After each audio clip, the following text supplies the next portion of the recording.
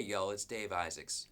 If you've ever spent any time practicing scales, you might have found yourself wondering how you're going to apply those patterns once you've got them under your fingers. It's one thing to sit down and run a scale.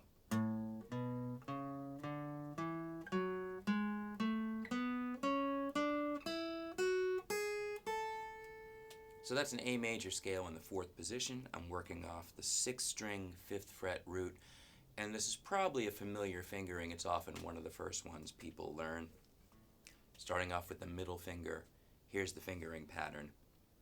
Middle, pinky, index, middle, pinky, index, ring, pinky. There's your first octave.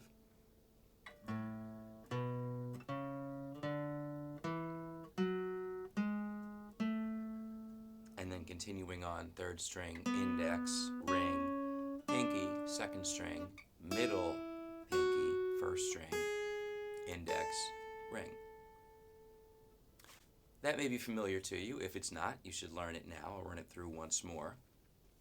Middle finger is on fret 5, 7, 4, 5, 7, 4, 6, 7, 4, 6, 7, 5, 7, 4, 5.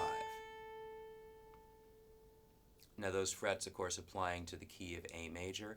The thing you want to recognize is that we're starting with an A note, 5th fret of the 6th string, and we want to end up with an A note, the 5th fret of the 1st string, even though the fingering can extend all the way to the 7th fret B. The idea here is that you want to learn that scale fingering, but you need to learn it in a musical context. So you're not just thinking about a fingering pattern, but a musical pattern at the same time. So here's a great way to do that. We're going to take this scale, divide it up into 2 octaves. First, the first 8 notes.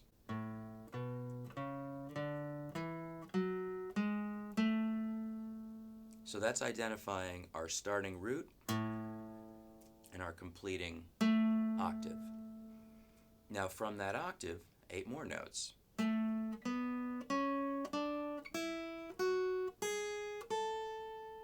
It's a different fingering pattern from the first half, but it's the same sound, it's the same notes. So we want to identify that we're filling in the first octave in the space between here and here, fret 5 and fret 7 of the D string, and then between fret 7 of the D string and fret 5 of the high E. And it's worth remembering these 2 fingering patterns as octaves anyway. Skip a string and go up 2 frets when you're going from string 6 to string 4, or skip 2 strings and go down 2 frets when you're going from string 4 to string 1. These are both movable. Or. So good to know just as a sound. But we're using this to divide up that scale. And here's what we're going to do. We're going to take a look at the intervals that make up the scale, how the notes of the scale relate back to the root. In other words, if this is the first note of the scale, the tonic, we're going to call this note 1. And this second note of the scale, we're going to call note 2.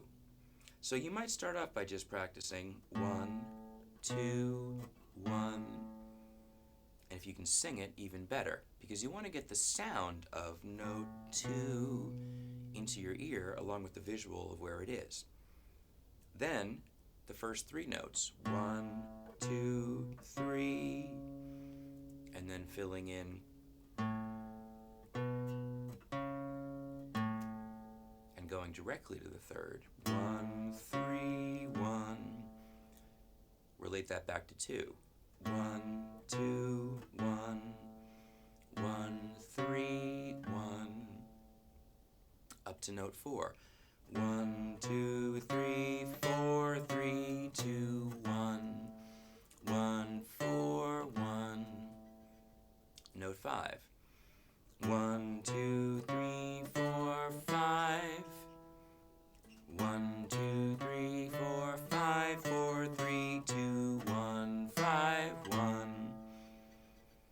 So that's labeled for us, the first 5 notes of the scale, the second, the third, the fourth, the fifth, and identified some fingerings for us, a major third, a perfect fourth, a perfect fifth.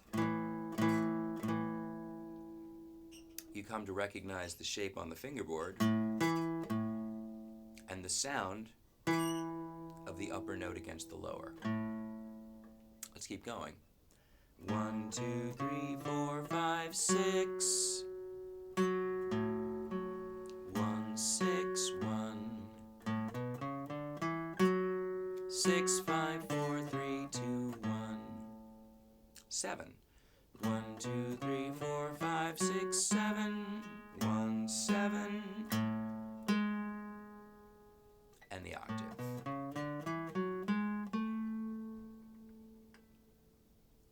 Let's go one past the octave. 1, 2, 3, 4, 5, 6, 7, 8, 9.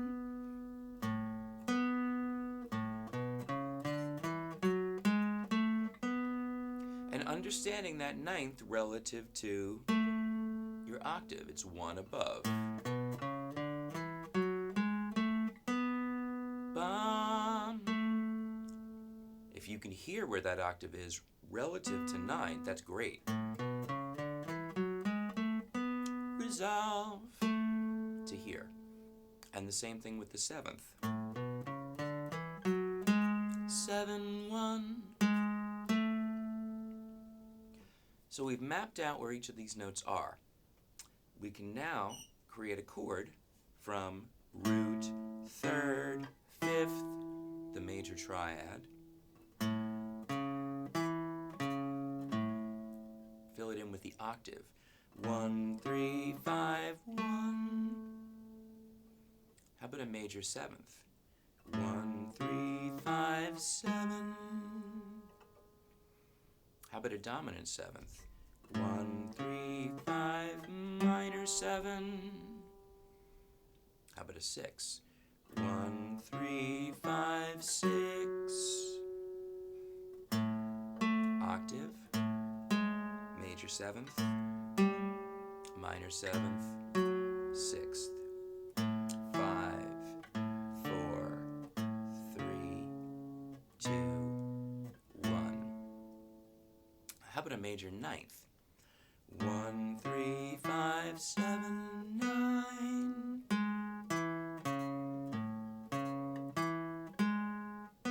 Resolve it to the octave. And then 1, 3, 5, 7, 9, and down the scale. How about up the scale? Up the arpeggio.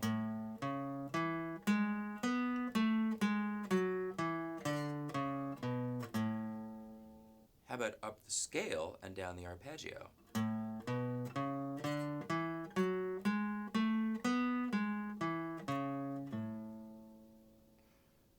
And just like I did before, if we wanted to play a ninth chord, a dominant ninth, we would flat the 7th.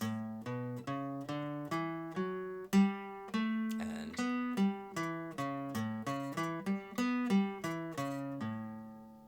that's A9. This is A major 9. And this is just A. So you see how this is mapping out the notes of the scale, labeling each one, so you're thinking about the interval and also the placement of that note in the sequence, what scale degree it is. And I've also illustrated with the 7th how you can start moving notes around. So if you started from a major, you can flat the 7th. It actually gives you a mixolydian in terms of a major scale with a lowered 7, even though I'm not getting to that the way you would ordinarily get to a mode. That's a topic for another lesson. But the most important thing is that you can learn to hear that minor 7th, that flatted 7, through its contrast with the major 7.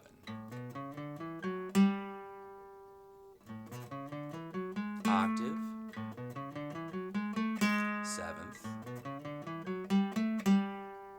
7th. We can repeat the same process with the upper octave.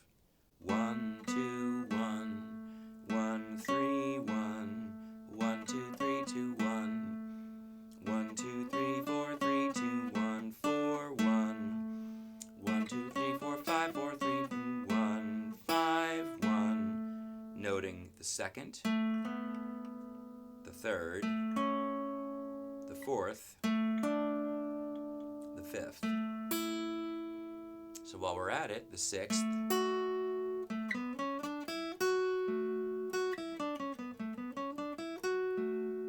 the major 7th,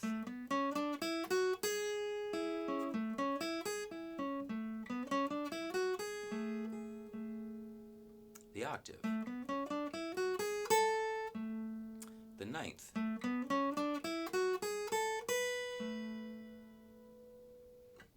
so 1, 3, 1, 1, 3, 5, 3, 1, 1, 3, 5, octave, 1, 3, 5, major 7, major 9,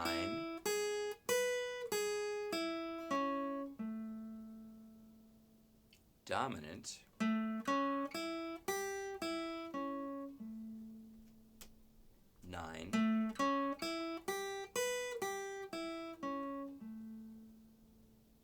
or putting the minor 7th over here, because here's our octave, major 7th, minor 7th, so your 9th arpeggio could also be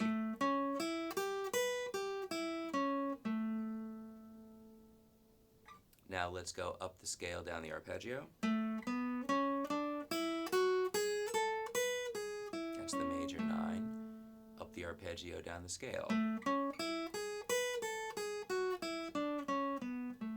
Substitute the minor 7th for the dominant sound.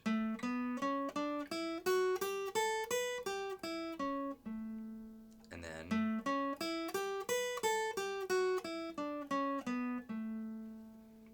then you can start duplicating the same sound in different octaves. 1, 3, 5, 3, 1.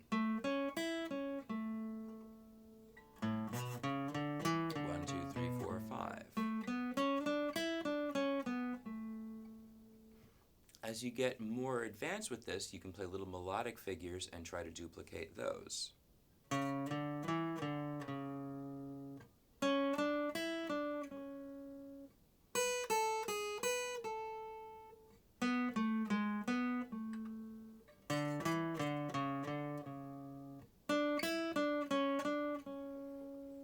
I'm sure you can see the value in this, and it's really going to do a lot to take those scale fingerings that you might have learned as a strict sequence and start breaking them down into something that you can really use, and that you also start to get inside as far as seeing how the notes relate to each other. And the other thing that's really nice about this is it impacts your chording as well. This, what we might call an E-shape bar chord, relates to the scale fingering we've been using because the scale fingering passes through all the notes of this chord.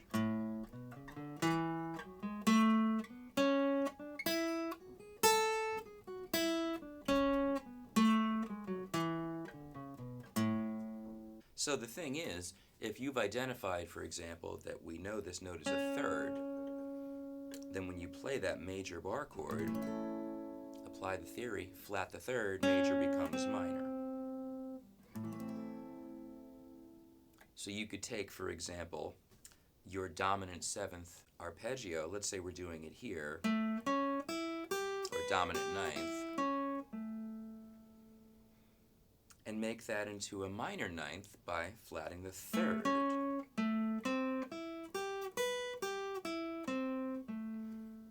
Let's say you're trying to find a minor 6. There's our minor 3rd. Here's the 5th, and we know that 6 is a step above that. So we could play an A minor 6 like this. If If you want to flat the 6, bring it down a half step, and flat 6 resolves down a half step to 5. Now obviously there's lots of possibilities here, and you do want to get to know your chord theory and scale theory, but hopefully the idea is clear enough that you start with a major scale because it's such a familiar sound, and it's probably something, or it likely is something that could be in your fingers already, and we start to dissect it by labeling each of the notes and looking at the relationships between them. So when you start using the scale to improvise, you're not just blindly going up and down the scale, you're actually following a musical pattern. So even if I play the whole scale, you're going to hear it differently now.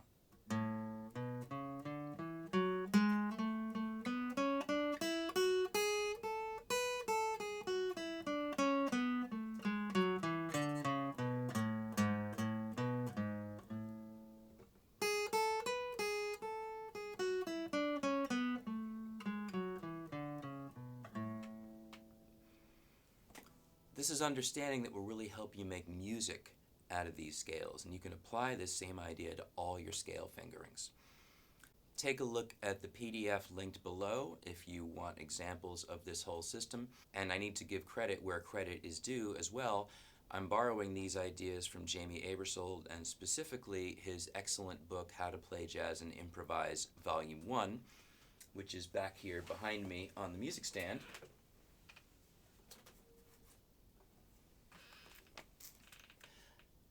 I highly recommend this. I use his methods a lot in my teaching, and particularly if you're interested in the jazz vocabulary, but really for anyone that wants to learn how to improvise, that book is really wonderful. If you like this video, please give it a thumbs up and hit subscribe. Thanks for watching. I'm Dave Isaacs, and I'll see you next time.